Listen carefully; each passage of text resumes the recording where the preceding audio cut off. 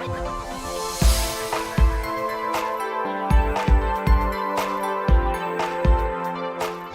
then guys, so today we're going to talk about one of the problems you can have with airbrushing, and probably the most frustrating, drive you crazy, literally want to throw your airbrush at the wall and everything else, and that is when it's spitting, stopping and starting.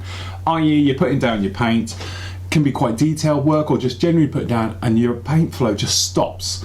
Okay, you can hear air but you've got no paint coming through, and then you're pumping the trigger and then it flows a bit and then it stops and goes and everything else. Now, I know we've covered this before, but I'm going to cover it quite in detail because this is probably the most asked question I get and that's on the forum. And it's probably the hardest one to explain just using text. When you can actually show people, it's a lot easier. Okay, so first of all, what causes it?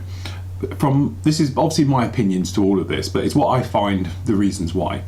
First of all, it's a dirty airbrush. And I know I get a lot of people and I'll say to them, you've got a little bit of dirt down in your nozzle, and it's like, no it's not, it's totally clean and everything else. Trust me, you will get dirt down in your nozzle. If you're using certain types of paints, primary type of paints that cause this type of problem tend to be things like extra acrylics, okay, any of the polyurethane type paints, which that's basically extra acrylics basically is. So is some of the range of the Vallejo's now. I'm just trying to think of ones I know really do it. Oh, Polyscale is a classic example of it. And things like that. They give you a type of a skin. Okay, now when this skin is dried on inside color cups, and especially down in the business end of nozzles and things like that on your airbrush, what's going to happen is it's literally going to weld itself on there and it's not going to come away. Okay, you physically have to get in there and get that out. Now, basic sort of maintenance cleaning your airbrush, which I do, as you all know, I tend to do a lot of blow through cleaners, quick changes, things like that. What you're going to have to do is physically disassemble your airbrush, so literally come along, alright, get the needle out, and also a little technique here, if I get a clean bit of white so you can see, I'll tell you what would be very posh today, we will use a sheet of white plastic card, okay, because it'll be a nice exercise to show you. Now you might be able to see my needle here. Okay, now I'm hoping you can see. You see this dirt on the end of it? Okay, now this is a clean airbrush. This has been totally clean and blown through and everything else like that. Yet you can probably still see on here, you've got this bit here, all right, of the actual dirt on there, if we catch them in the light. Now this is the seal inside your actual airbrush. Okay, so it is literally gonna be just down here around about the color cup, just behind the color cup, okay, and the next one you're gonna see is the end one, which is the one up here, which when you line this up with your airbrush, it's going to show where it is, which is this guy down here, which is the triple, in this case, Teflon seal down there. This is the CR Plus, it's got the 3 Teflon seals, and that's what it is, all right? But also you can see down here on the actual needle itself is where the nozzle would be, and it's got paint on it as well. So when you whip your nozzle off the end of your airbrush, okay, it's going through really clear, but you might be able to see on the end here, I have got a tiny fleck of paint, which is my first clue. This is what fell off the needle when I retracted it. When I pulled this needle out, this is pulled out of here. Now, you shouldn't do this. You should use a proper cleaning thing, but I want to show you what this actually is. This here, if I can get it out, nails, you can see pulls out like glue, and it's these tiny bits here. Now if I get a proper reamer, which is the proper cleaning tool for this one, this is a Harder and Steenbeck 0.2 nozzle, so in here, bearing in mind this airbrush has been perfect, I've been spraying with it, you guys who watched me live when we did the live show, I was using it, no problem at all. Alright, so I'm going to put this in here now, and we're going to have a rub around, and I pull out the end and it's still absolutely clear.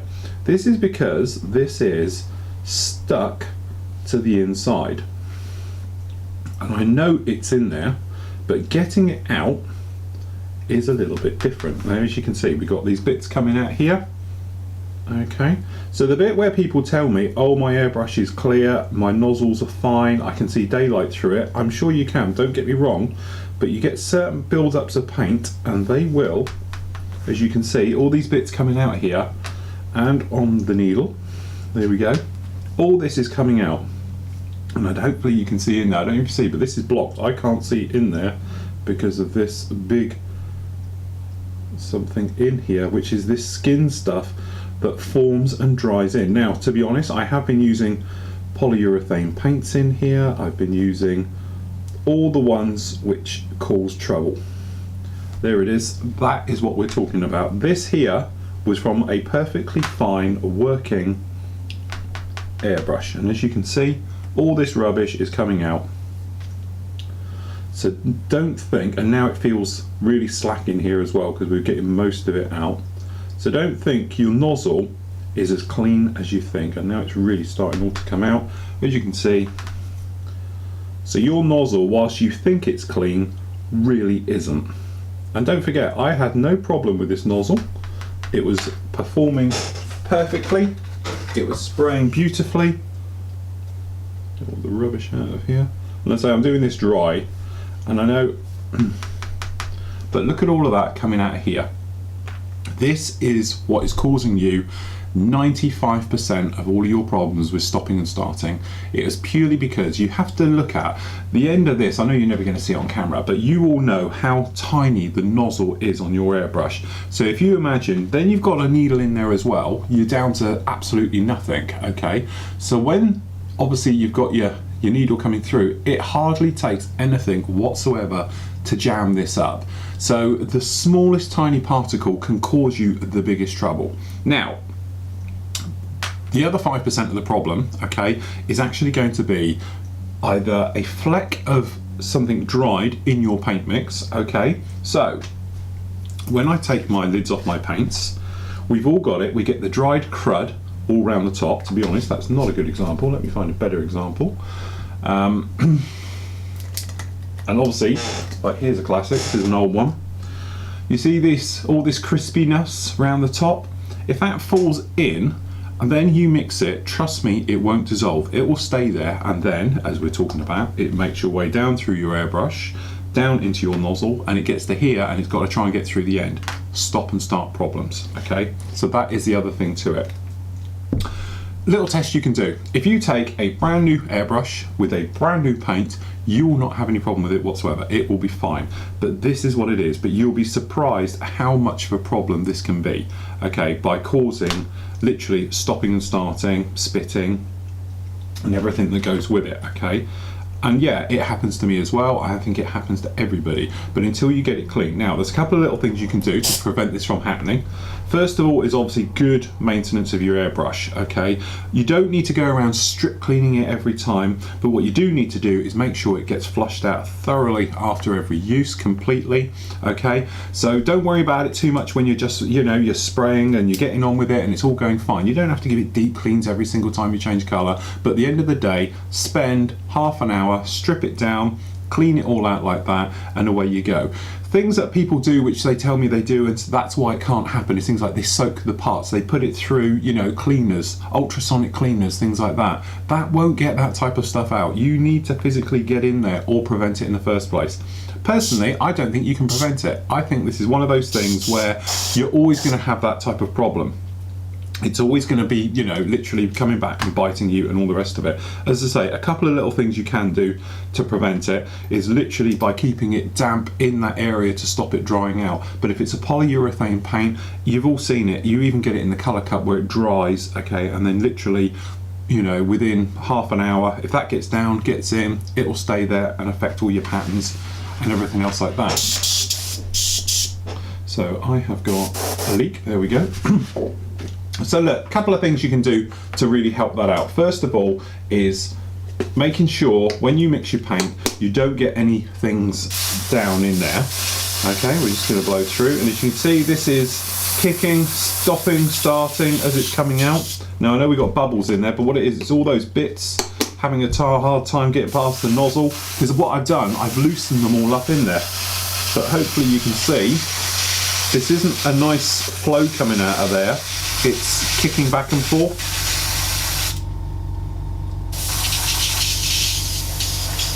Okay. The other thing as well, we've got bubbles coming up in the colour cup, which means our end seal is pretty much backflowing, which can be caused by paint down in the needle end. Okay, way to check that. Obviously, check the seal around the end of your actual airbrush to make sure that's all clear. Because there's even bubbles in here, I know it's the nozzle now, okay? But what you want to do is, we're just going to pop him up, put the end on, in there nice and tight, needle in, and then I'm going to retract the needle back just so it's clear of the nozzle, but I can still see it in the colour cup. What that does is it puts the seal back in here so nothing comes back up the airbrush. And all you do is poke some in, and we're just blowing through, and as you can see, I've got little bits where it's coming through, but what it's doing is basically you're just flushing the nozzle. But you can see bubbles coming up. It's where it's something blocks the nozzle, the air can't get out, it comes out the only way it can, and that's back up at you. So what we're doing, we're going to have to completely undo the end. So we'll undo the end here, take the nozzle, take your cleaning kit if you've got one. As I say, the reamers are brilliant for this type of thing. You get up in here, I'm pretty sure we've just loosened up, but this is it, that's what I'm saying. This was working perfectly before I played with it, but now I've loosened it up and in there and it's all a mess. It's literally coming back and biting me now. So again, we'll just take this off, and I know this isn't the cleanest rag in the world, but look at this, okay? So what you can do, pop a bit in there, come in, give it a rub. Okay, add that out the end. And then what you're looking for is daylight. So I blow it, and you're looking down in there for absolutely nothing. So you're looking, I don't know if you can actually see that, but we've got daylight through there, it looks clean. So we've just got a little bit of water in there. Let's try that again. But I know how frustrating it can be, because let's face it, we've all done it, and there's nothing worse when there's just nothing you seem to do makes any difference. Okay, airbrush cleaner back in. So we've got bubbles still coming up here, so checking the nozzles on nice and tight. No bubbles anymore. Pushing back, we've got no bubbles coming in. Full paint, but also can you hear? It's not coughing, it's just spraying. It's all going down, pumping the trigger. See, got no bubbles, and it's a constant flow all the way through. Okay, so what it is, it's actually cleaned it out. So that tiny bit of I don't know what is now free, and you're good to go. So we're just going to do that again, making sure nice, snappy. You know, you've got good control, all the motions of things. So as you're pulling back on the actual trigger, you've got flow coming out, and everything should be sharp and snappy and all good to go. And the thing is, when the needle's clear and there's nothing down in there, you will notice it because the trigger just feels so snappy, so responsive. If you've got a situation where you let go of the trigger and it doesn't just snap straight back, chances are you've got paint and crud in the nozzle, and as the needle, it's physically like a piston and it's pushing up and against it. But there we go, we've got rid of that. But that's the type of thing, all that rubbish was in there, it was working fine before, and now we're off. So literally, how can you stop this from happening? As we said, good maintenance, but the big thing is your paint you're using. If you're using a polyurethane paint, you're going to get it.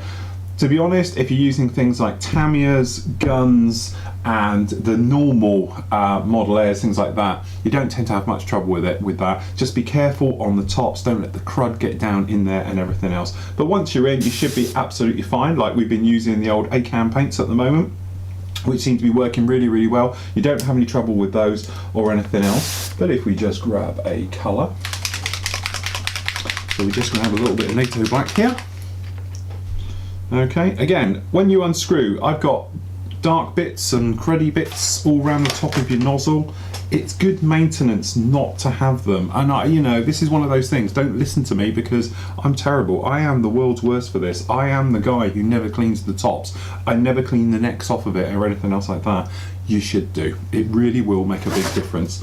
So we've got something down here, got our old scrap. So now you should be able to come in and just come in. And as you can see, we have no problem with this. It's not stopping, starting, so you should have full range of trigger movements. Sorry if we can do it where you can see it, you know. But you've got an even spray as you're going round with no problems. And it's constant. And I know I'm a little bit high air pressure for doing this, but as you can see, it's no problem whatsoever. It's not like you've got that thing where you're coming along and it's stopping and starting and then you get a big splat with it and everything else, okay? And that is really it. It is that simple. So I know I get asked a lot of it, and I know it sounds horrible, and I'm not trying to be rude, but a lot of people, you do say to me, oh, it's clear, there's nothing wrong with it. Trust me, guys, that is what it is. It's all it can be.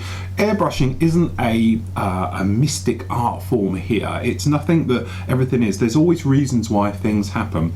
And stopping and starting, it's because things can't get past the needle. You know, between the air cap and that needle, it is tiniest. We're talking microns of distance down there to atomize paint. So it only takes a tiny particle and that's it, and it can cause, and it's something so small, like most things in life, cause the biggest trouble, okay? So that is the thing to it. As I say, my only real tip to stopping it from happening is what I do recently, which is literally we just come along, blow that out, okay, and then from my point of view, I will use my airbrush cleaner, okay, and I'll come in and I'll do my standard type of clean, which I had all my gear without. Okay, so I'll just come in. First of all, clean out my colour cut. I'll get rid of all the dried crud and everything else around the top. Okay, down in there by the needle, everything else. Okay, I then tip that out. The reason for tipping it out is I don't want those particles that might have dried around the top to get down inside it. All right, so once they're out the way, I will then reflush just to get rid of anything that's down by the needle. So you tip that. Once you're happy with it, what you can do, come in with a good quality cotton bud, stick it down to where the needle end is, because you will still come up with dirty stuff and get anything that's out around there. If you can do, whip the colour cup off the top, clean the area around the top here as well. As you can see, I'm nice and clean down here because it's one thing I do, because if you get a dried bit in there, that's another thing. It can then fall down, get into the needle and everything else like that. Then literally we're just going to come in, put some in, blow it through. Okay, go right the way through and just make sure you keep going until you get no colour whatsoever coming out of it. Okay, and then for the last one, what I do, put in a few drops, blow it through. As soon as it disappears from the needle, I stop. It's not going to leak or fall out or anything else, because all there is moisture down there in there. It will stop things totally drying out. So if you have got something in the end, up by the needle end, it's not going to cause a problem. When you come to use your airbrush the next time, you just come along, blow that bit out, which is just a tiny bit, and you're good to go. And it stops the needle from jamming up and drying around the nozzle area and all those things like that. So there we go. Hopefully you won't have any more trouble with spitting, stalled painting, whatever you want to call it.